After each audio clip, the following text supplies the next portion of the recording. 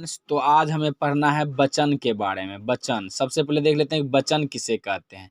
तो संज्ञा, सर्वनाम, विशेषण और क्रिया के जिस रूप से संख्या का ज्ञान हो तो उसे वचन कहते हैं। वचन के कितने भेद होते हैं? तो वचन के दो भेद होते हैं, पहला एक वचन और दूसरा बहुवचन। तो सबका अलग अलग परिभाषा समझ लेते हैं ये दोनों का। सबसे पहले देख लेते हैं कि एक वचन किसे कहते हैं। तो विकारी शब्द के लिए जिस रूप से एक का बोध हो तो उसे एक वचन कहते हैं। जैसे नदी, घोड़ा, लड़का इत्यादि। नदी कहने से एक नदी का बोध होता है तो ये हो जाएगा एक वचन। घोड़ा, घोड़ा कहने से एक घोड़ा का बोध होता है तो ये भी हो जाएगा एक वचन। लड़का, लड़का कहने से भी एक लड़का का बोध होता है इसलिए ये भी हो जाएगा एक वचन इत्यादि। अब देखते हैं कि बहुवचन किसे कहते हैं। बहुवचन के बारे में जान लेते हैं।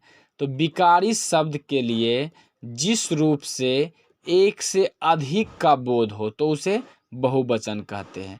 मतलब जिससे एक से अधिक का पता चले वो क्या कहलाते हैं? बहुवचन। जैसे नदियाँ, नदियाँ कहने से बहुत सारे नदियों का बोध होता है, ये एक वचन हो जाएगा। घोड़े, घोड़े कहने से बहुत सारे घोड़े का बोध होता है इसलिए ये भी बहुवचन हो जाएगा। लड़के, लड़के कहने से भी बहुत सारे लड़के का बोध होता है। लड़कियां, लड़कियां कहने से भी बहुत सारी लड़कियों का बोध हो जाता है इसलिए ये हो जाएगा बहुवचन। Thank you.